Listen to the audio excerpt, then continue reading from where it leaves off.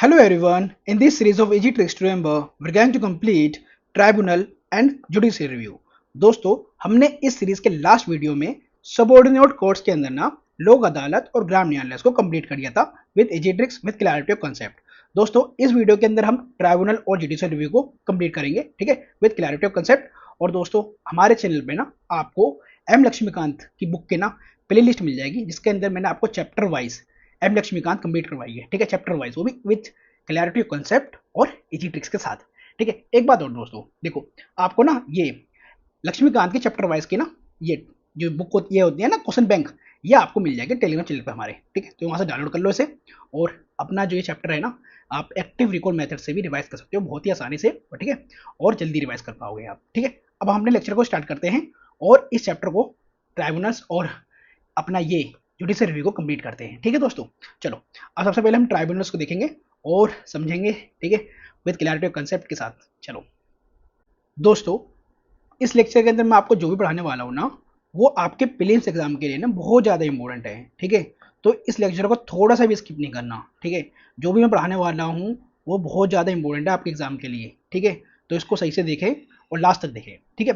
तो अगर आप देखो सो दोस्तों कि ट्राइब्यूनल्स आपके संविधान दैट इज कॉन्स्टिट्यूशन में ओरिजिनली था या नहीं, तो नहीं था दोस्तों, ठीक है, नहीं था, इसलिए हमने इसको ऐड करा। और ऐड कब किया, तो भैया 42nd कॉन्स्टिट्यूशन अमेंडमेंट लेके आए थे हम, ठीक है। उस टाइम पे इंदिरा गांधी, ठीक है, प्राइम मिनिस्टर थी हमारी कंट्री की, ठीक है। तो 1976 में आया था ये, ठीक है। अब मैंने 42nd कैसे याद करवाया था आपको, 42nd और 44th कैसे याद कराया था, तो 4 + 4 होता है 8, तो 44th कॉन्स्टिट्यूशन अमेंडमेंट आया था हमारा 1978 में।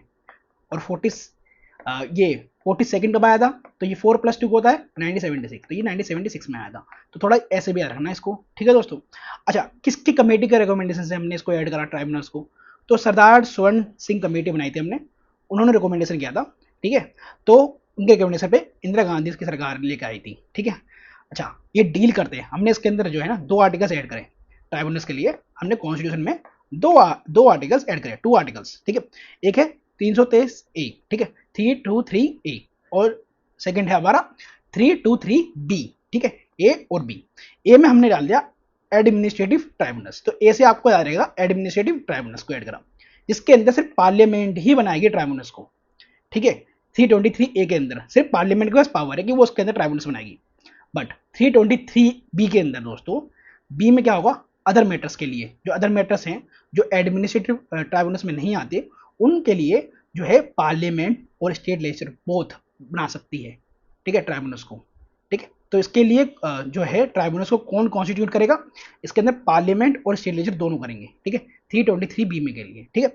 और जो हम आर्टिकल बात कर रहे हैं 323 ए की, इसके अंदर से पार्लियामेंट करेगा। और ये चीज़ को आपको हमेशा ध्यान रखना है दोस्तों, प्रीलिम्स में क्वेश्चन आपको फंसा सकते हैं, टेस्ट सीरीज में बनाते हैं क्वेश्चन, ठीक है, कोचिंग वाले टेस्ट सीरीज में इस तरीके से क्वेश्चन बनाएंगे कि एक्सक्लूसिव पावर होती है पार्लियामेंट के पास, ठीक है, ट्राइब्यूनल्स क्रिएट करने की, ठीक है, ट्राइब्यूनल्स बनाने की, तो भैया नहीं होती है। 323 बी में हमने स्टेट को भी दे रखी है, ठीक है। तो इस चीज़ को ध्यान रखना दोस्तों।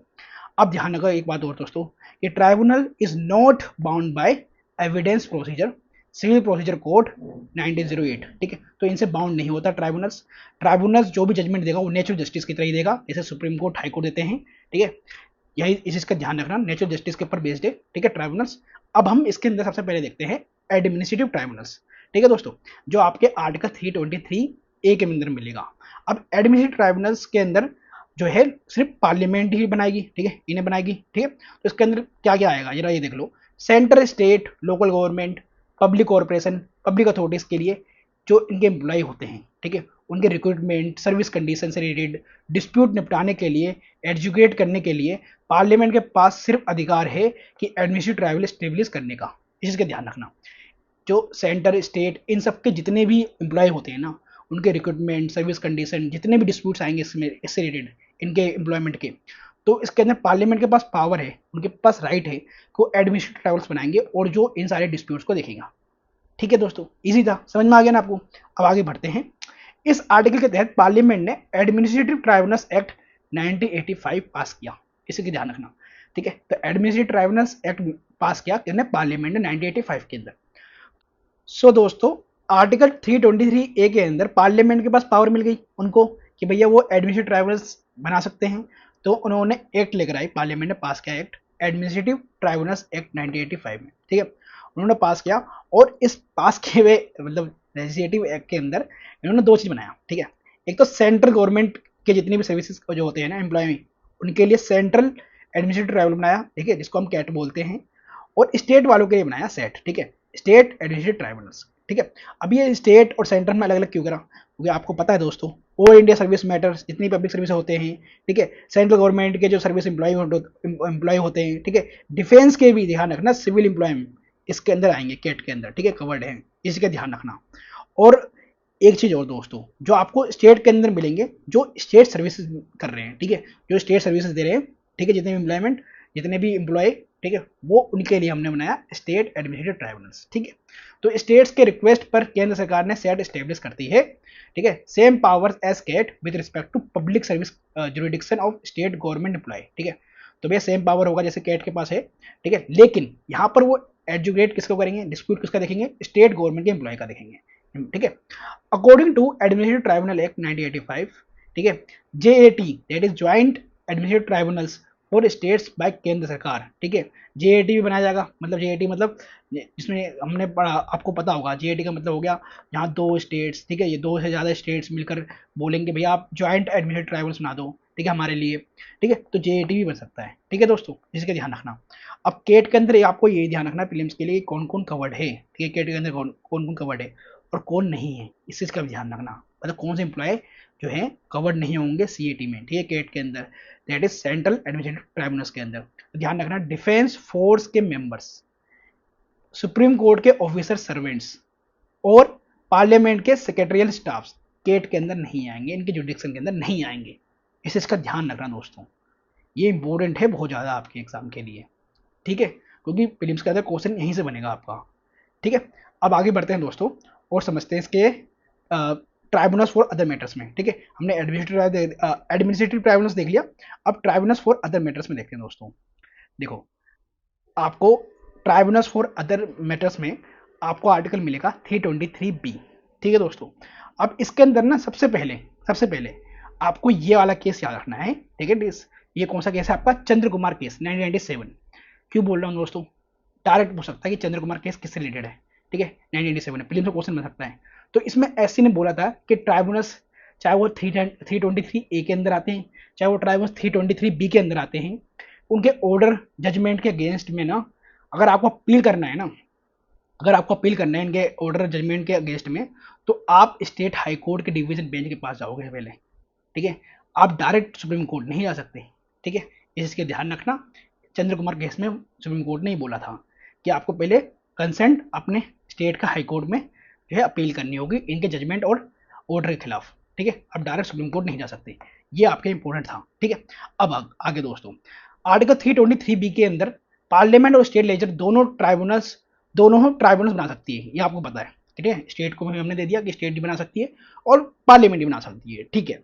तो इसके अंदर कौन कौन से मैटर्स आएंगे जो आपके, ध्यान रखना, 323A के अंदर नहीं आते, वो आएंगे इसके अंदर, जैसे कि टैक्सेशन हो गया, फॉरेन एक्सचेंज हो गया, फॉरेन एक्सचेंज के अंदर आपका इंपोर्ट एक्सपोर्ट हो गया, इंडस्ट्रियल एंड लेबर हो गया, ठीक है, इसको हम श्रम विभाग भी कहते हैं, ठीक है, लैंड रिफॉर्म्स हो गया, अर्बन प्रॉपर्टी सेलिंग हो गया, election to parliament and state legislature हो गया, एमपी एमएलए का चुनाव, ठीक है, फूड स्टफ्स हो गए, ठीक है, रेंट एंड टेंडेंसी राइट्स हो गया। तो इनके लिए जितने भी डिस्प्यूट्स आएंगे, ठीक है, इन मैटर्स में, तो इसके लिए जो है आर्टिकल 323B के अंदर, ठीक है, स्टेट प्लस पार्लियामेंट दोनों ही ट्राइब्यूनल्स बना सकती है, ठीक है, इस चीज़ का ध्यान रखना दोस्तों।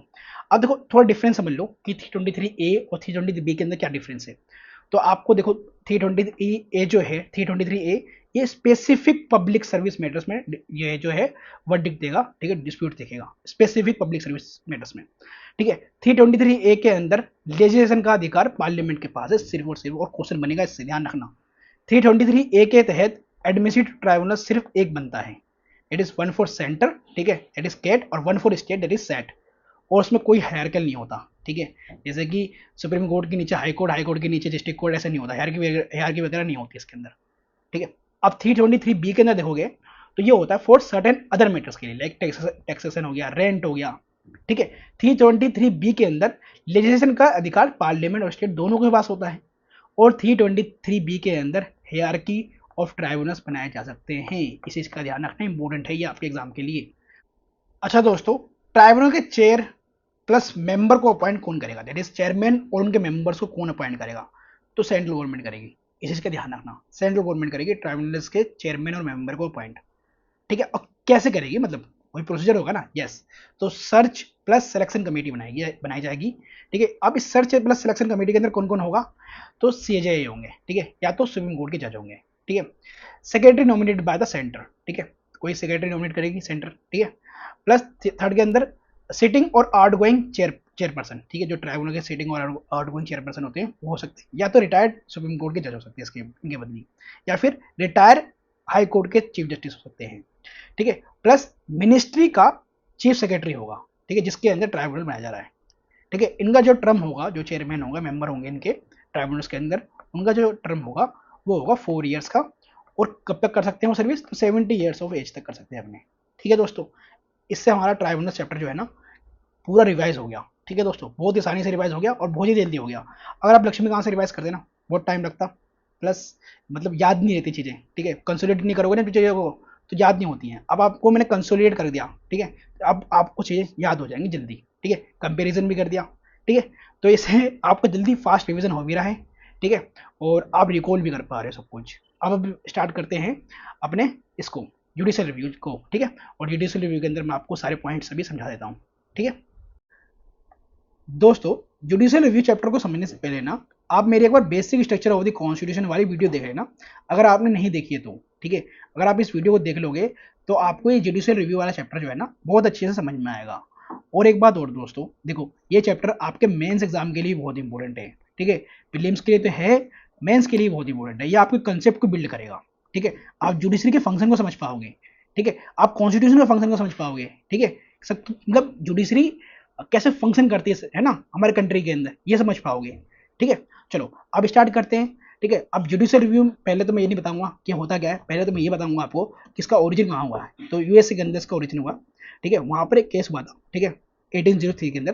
ठीक है, उस केस का नाम था मेरबरी वर्सेस मेडिसन। ठीक है, उस टाइम के जो उनके यूएसए के जो सुप्रीम कोर्ट के जो जज थे, चीफ जस्टिस थे यूएसए के, वो थे जॉन मार्शल। ठीक है, उन्होंने ओरिजिन किया था। ठीक है, जुडिशियल रिव्यू को।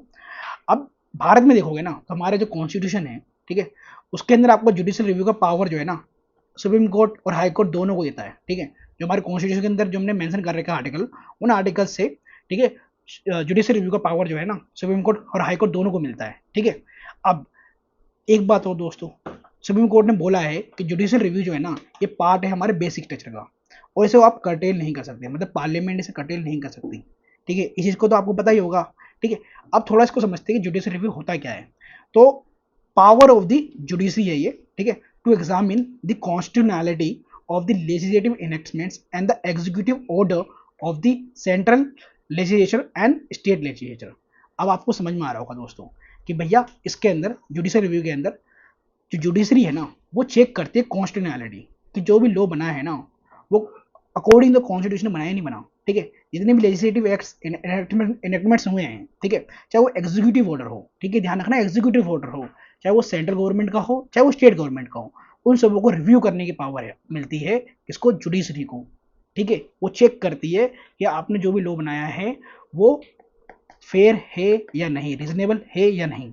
ठीक है, अब इसके अंदर एक चीज का और ध्यान रखना दोस्तों, इसके अंदर ना जुडिशियल रिव्यू के अंदर कॉन्स्टिट्यूशनल अमेंडमेंट्स एक्ट भी आते हैं। इस चीज का ध्यान रखना, मतलब कोई कॉन्स्टिट्यूशनल अमेंडमेंट एक लेकर आती है ना पार्लियामेंट, तो उसको भी चेक कर सकती है under judicial review.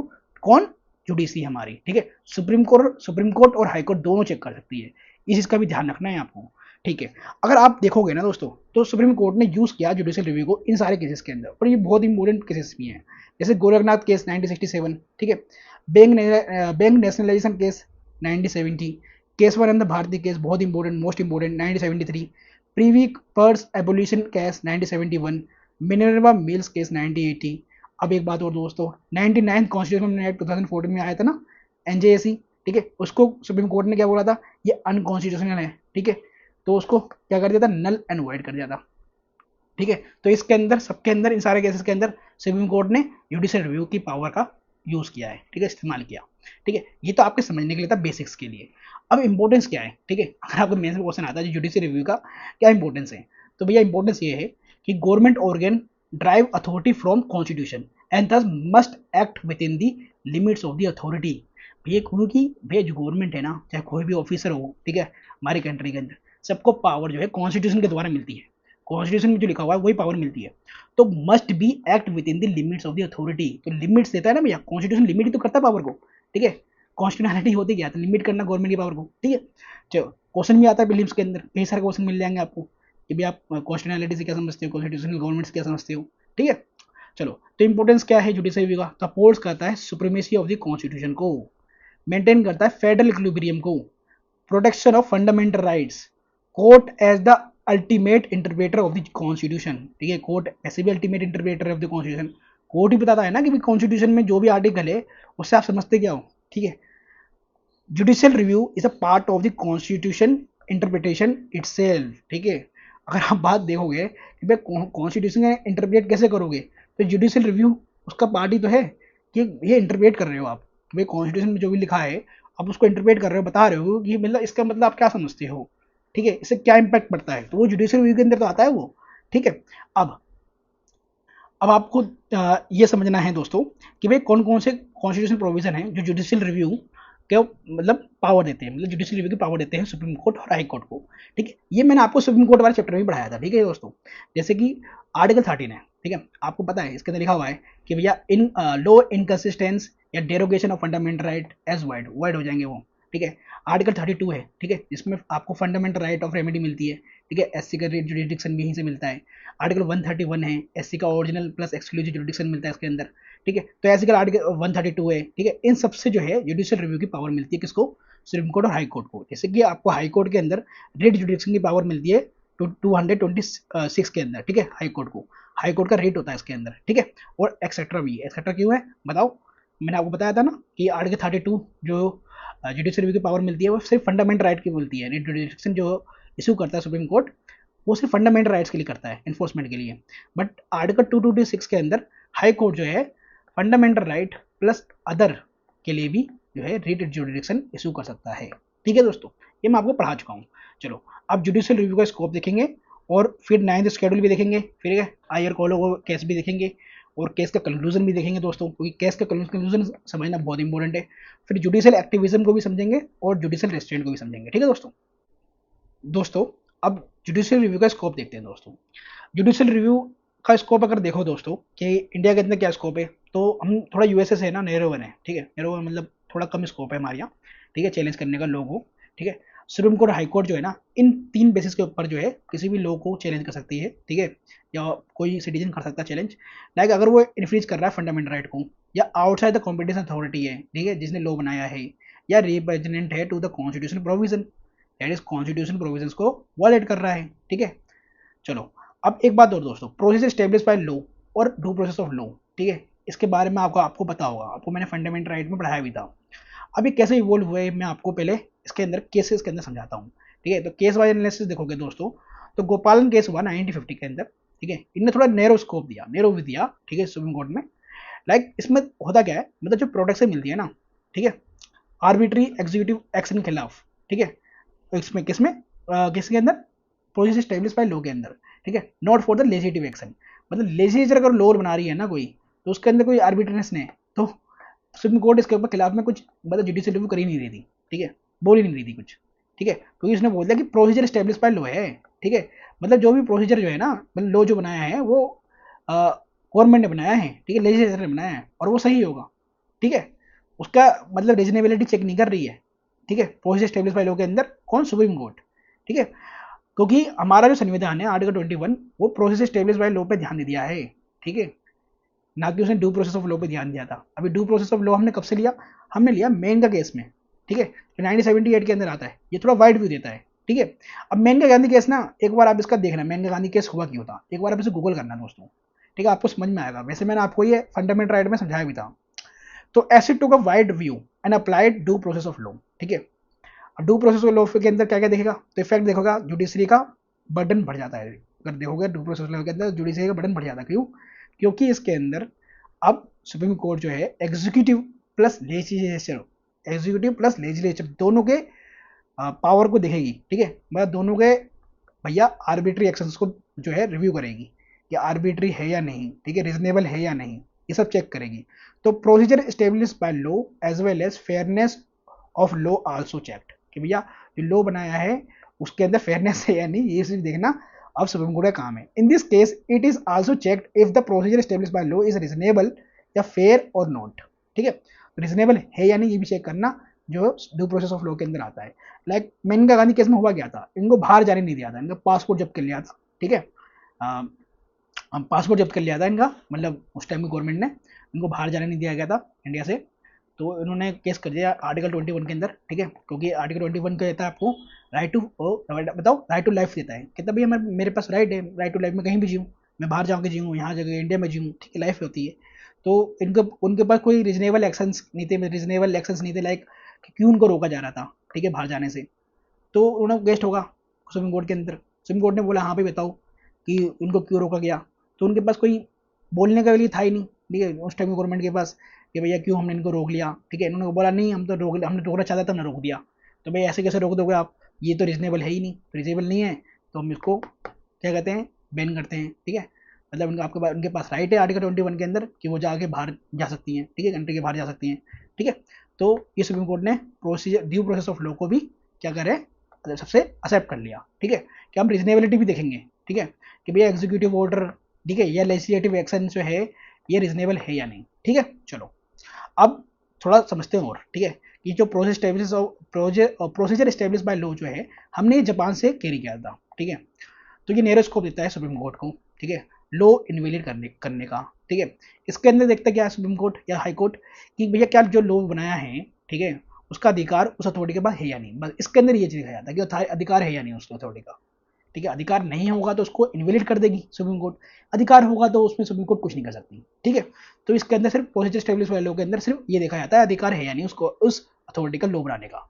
But do process of law के अंदर क्या देखा जाता है, ये हमने यूएसए से लिया, इसके अंदर वाइड स्कोप देते हैं सुप्रीम कोर्ट को। मतलब इसके अंदर आप दो चीज देखोगे, एक तो आप ये प्रोसीजर स्टेब्लिश बाय लॉ के अंदर जो देख रहे थे आप कि अधिकार है या नहीं बनाने का, ठीक है, लॉ। ठीक है, दूसरा आप ये भी देखोगे कि जो प्रोसीजर ग्राउंड्स है और बिंग अनरीजनेबल के, ठीक है, कि जो लॉ बनाया आपने वो रीजनेबल है या नहीं, सुटेबिलिटी देखेंगे, पॉलिसी इंप्लीकेशन को भी देखा देंगे कि उसके लॉ बनाने से क्या पॉलिसी में इंप्लीकेशन आ रहे हैं। ठीक है, चलो, तो in our constitution limited judicial supremacy as well as limited parliamentary supremacy is recognised. ठीक है, तो भैया अगर पार्लियामेंट लिमिटेड देखोगे तो यूके के अंदर तो वैसे पार्लियामेंट सुप्रीम होती है। ठीक है, तो लिमिटेड जो है हमने थोड़ा यूके से मॉडल से कॉपी किया, यूएसए से हमने जो है जुडिशियल सुप्रीमेसी को कॉपी किया। ठीक है, तो हमारे जो है इसका दोनों का आपको मिलेगा mixture, that is balance of the best of the government मिलेगा हमारे इंडिया के अंदर। ठीक है दोस्तों, चलो अब नाइन्थ स्केड्यूल को समझते हैं दोस्तों, नाइन्थ स्केड्यूल क्यों आया था।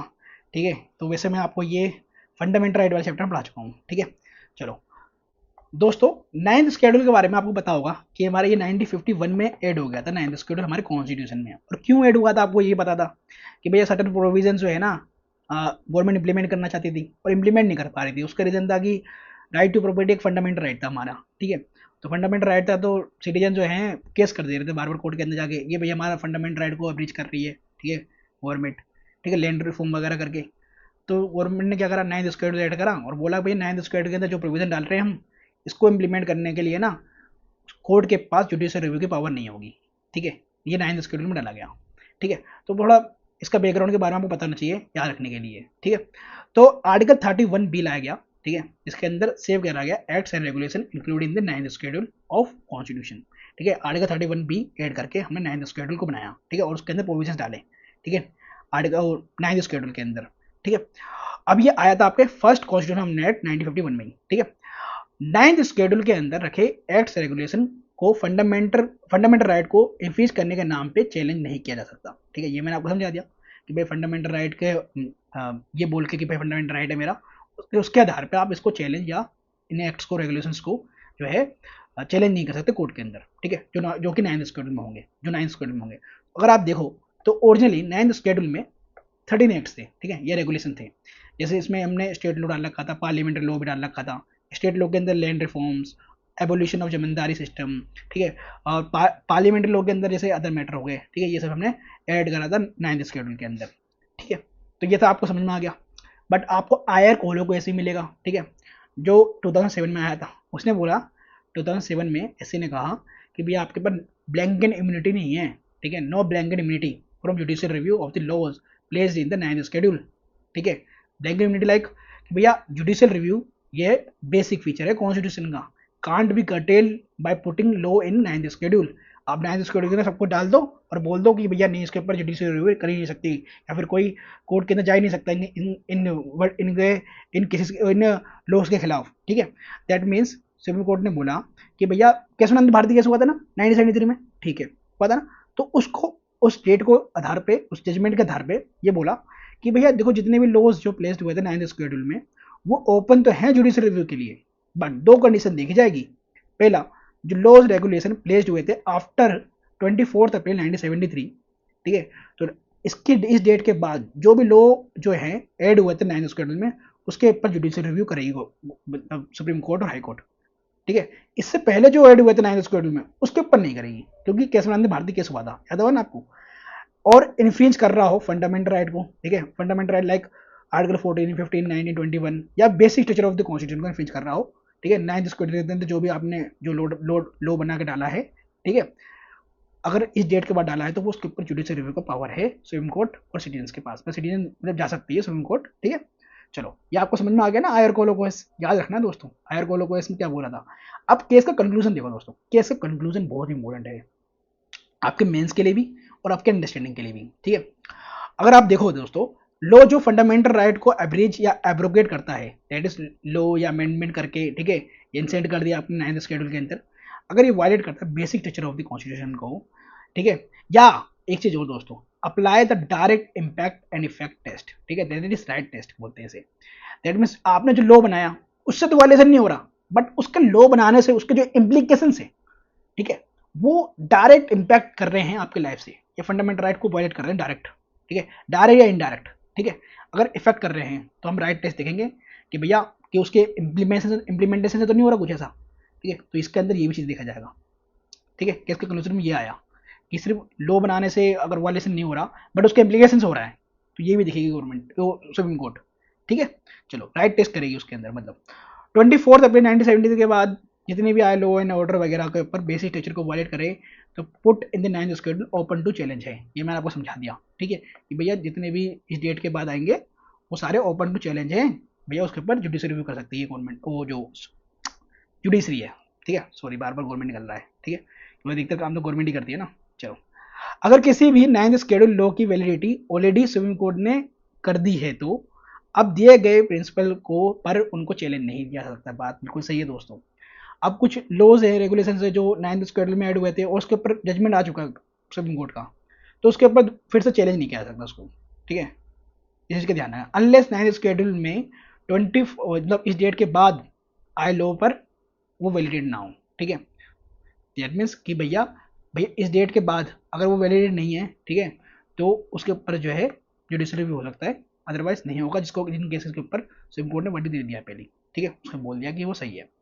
चलो, अब ये राइट टेस्ट होता है क्या दोस्तों, राइट टेस्ट के अंदर जो है सुप्रीम कोर्ट या जुडिशियल जो देखेगी वो देखेगी जो फॉर्म ऑफ लॉ है, अमेंडमेंट है, ये रिलेवेंट है या नहीं, ठीक है, बट आल्सो द कॉन्सिक्वेंस, उसका कॉन्सिक्वेंस इंप्लीकेशन इंपैक्ट कर रहा है नहीं कर रहा, ठीक है, ये भी देखती है राइट टेस्ट के अंदर, राइट टेस्ट के अंदर कॉन्सिक्वेंस भी देखा जाता है, ठीक है। एसेंस ऑफ राइट टेस्ट क्या होता है, तो एसेंस ऑफ राइट टेस्ट के अंदर आप देखोगे कि भैया फॉर्म ऑफ द लॉ या अमेंडमेंट इज रिलेवेंट, मतलब फॉर्म ऑफ द लॉ और जो अमेंडमेंट है वो रिलेवेंट है, बट डिटर्मिनेटिव फैक्टर है उसके अंदर, कुछ डिटर्मिनेटिव फैक्टर कुछ ऐसा फैक्टर डाल दिया, ठीक है, जिससे वायलेशन हो रहा है, वो सब वगैरह essence of the right test में देखती है, ठीक है।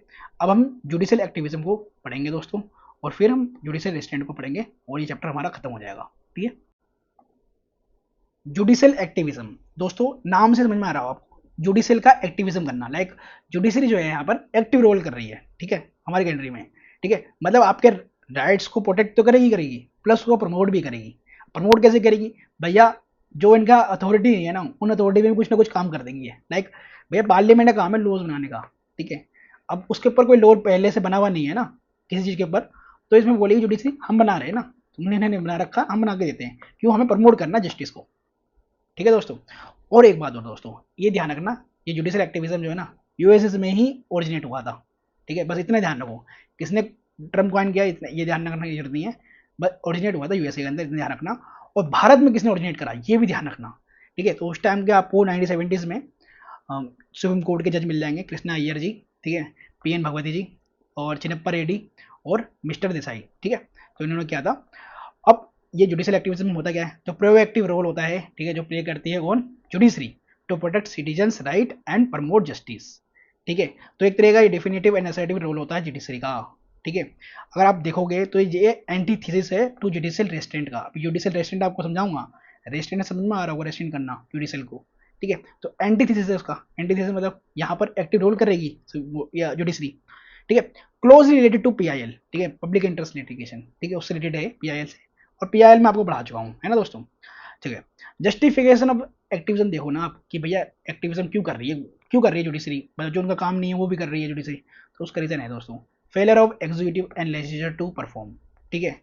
Citizen look up to courts to protect their rights, ठीक है। भैया सिटीजन जो है उनके पास क्या मतलब क्या राइट है उनके, मतलब क्या उनके पास रास्ता बचता है, और उनके साथ कुछ भी गलत होता है वो कोर्ट का रास्ता देखते हैं, भाई कोर्ट हमें न्याय देगी, तो बिल्कुल, तो कोर्ट जो चाहती है कि भाई हमारे राइट्स को प्रोटेक्ट करे, सुप्रीम कोर्ट, ठीक है।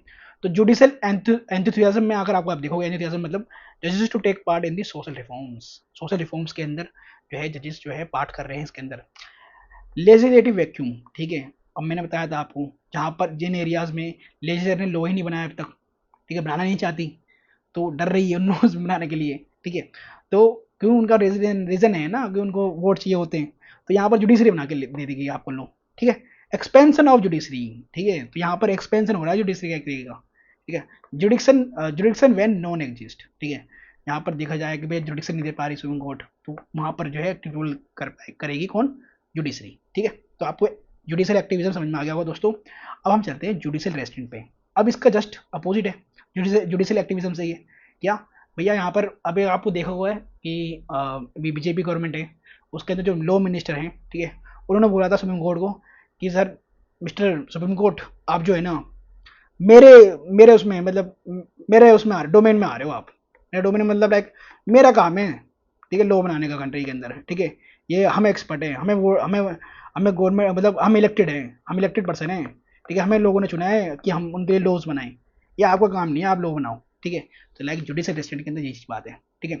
Do what are you entitle to do, क्या आपके पास राइट है, एंटाइटल है करने का। तो रोल ऑफ द जज इज स्क्रिप्चुअली लिमिटेड, ठीक है, लिमिटेड है भैया रोल जज का, उनको जस्टिस देना है आपको, ठीक है, क्या क्या सही है क्या गलत है, ठीक है, ये बताना है, लेकिन ये नहीं बताना कि मतलब इस तरीके से लॉ बनने चाहिए, ठीक है, ये सब नहीं। तो job is limited to what the law is, judiciary has no business with law making, it is the task of the legislature दोस्तों, ठीक है। लेजिस्लेचर का काम है लॉ बनाने का, आपका थोड़ी ना है, ठीक है। जजेस not to allow their personal political values and policy agenda to call their judicial opinions, ठीक है। तो भैया उनके पास जुडिशियल जो जजेस है ना, उनके पास कोई ये पर्सनल पॉलिटिकल वैल्यूज नहीं होनी चाहिए, मतलब कि वो दिखाने के लिए, अपना नाम बनाने के लिए जो है ना ये लेजिस्लेचर के उसमें डोमेन में घुस जाएं, ठीक है। तो ये सब काम करने का काम जुडिशरी का नहीं होता, ये भैया हमारे पार्लियामेंटेरियंस का होता है ना, उनको हमने इलेक्ट किया है, ठीक है। Court is non elected body, yes, court is non elected body, तो ये दोनों के ऊपर राइट नहीं है लेजिस्लेट करने का, ठीक है, ठीक है। चलो, अगर सुप्रीम कोर्ट का ऑब्जर्वेशन देखा जाए इसके लिए, तो ये ऑब्जर्वेशन क्या है सुप्रीम कोर्ट का इसके जुडिशियल रेस्टेंट के खिलाफ, ठीक है, या रेस्टेंट के लिए, तो जज is trying to exercise legislative function, it is unconstitutional है। सुप्रीम कोर्ट ने खुद बोला है कि जजेस ट्राइंग करते हैं कि भैया कि वो एक्सरसाइज करे लेजिस्लेटिव फंक्शन को, वो अनकॉन्स्टिट्यूशनल है दोस्तों, ठीक है।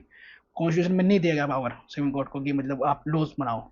जजेस must know there limits, acts with humanity या ह्यूमिलिटी, ठीक है। चलो, जजेस मस्ट नॉट ओवर रीच और एनकरेज इनटू अदर्स टेरिटरी, बिल्कुल बात सही है भैया, भैया किसी के डोमेन में घुस रहे हो, किसी के टेरिटरी में घुस रहे हो, बिल्कुल नहीं होना चाहिए, नहीं।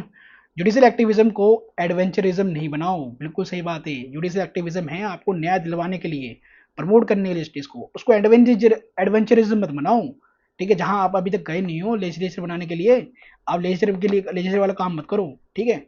चलो, court should not embrace themselves, ठीक है, बिल्कुल से बात सही है, कोई एक्सपर्टीज नहीं है इनको एडमिनिस्ट्रेशन के अंदर, ठीक है। तो एडमिनिस्ट्रेटिव के लिए एडमिनिस्ट्रेशन करने का काम जुडिशियल का काम थोड़ी ना होता है, एडमिनिस्ट्रेशन का काम करना होता है एग्जीक्यूटिव ऑफिसर्स का, उनको करने दो ना, ठीक है। Doing jobs properly, justification applies to courts too, ठीक है, जैसे लाइक पेंडेंसीज ऑफ केसेस, ठीक है।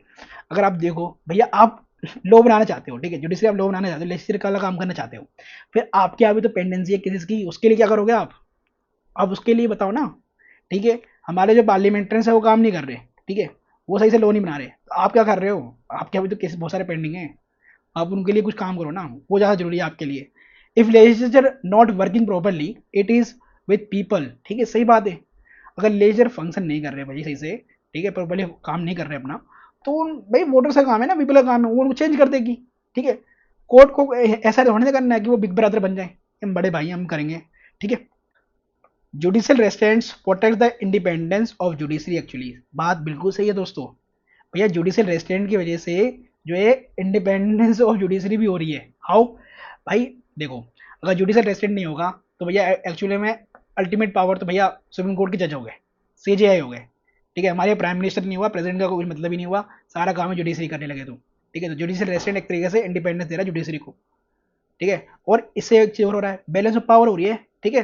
दैट मीन्स भैया एग्जीक्यूटिव, लेजिस्लेचर और हमारे यहाँ बताओ ये जुडिशरी है, इनके बीच में भैया पावर ऑफ सेपरेशन है या नहीं हमारी कंट्री के अंदर, तो वो बना ही रहना चाहिए, ठीक है। ऐसा नहीं है कि भैया इनके डोमेन में ये घुस जाए और इनके डोमेन में ये घुस जाए, ठीक है। चलो, तो इससे हमारा जो है पूरा जुडिशरी का चैप्टर कंप्लीट हो गया, ठीक है। सुप्रीम कोर्ट, हाई कोर्ट, ठीक है, सबॉर्डिनेट कोर्ट्स, और ये हमारा लोक अदालत, ठीक है, और हमारा ये ग्राम न्यायालय, ट्राइब्यूनल्स, और ये हमारा जुडिशियल रिव्यू, ये सारे चैप्टर हमने कंप्लीट करा दिए, ठीक है, लक्ष्मीकांत के, और with clarity of concept complete किया गया है दोस्तों, और सारे इंपॉर्टेंट चीज़ें मैंने आपको बताई हैं, ठीक है। अगर आपको कोई भी डाउट हो आप मेरे से मर्जी पूछ सकते हो, टेलीग्राम पे भी पूछ सकते हो आप मेरे से, वरना आप इसी वीडियो कमेंट बॉक्स में मेरे से पूछ सकते हो दोस्तों, ठीक है। और इसी तरीके से मैं नेक्स्ट लेक्चर लेकर वाला हूँ, ठीक है। पूरी पॉलिटी खत्म कर रहे हैं दोस्तों, ठीक है। अब तक हमने शायद हमारी जो है 32+ वीडियोस हो चुकी है, ठीक है, प्लेलिस्ट की, और अभी और वीडियोस ऐड होंगी, ठीक है। पूरी लक्ष्मीकांत कंप्लीट करानी है मेरे को आपको, ठीक है। चलो नेक्स्ट वीडियो के अंदर मिलते हैं, अभी के लिए इतना ही, बाय।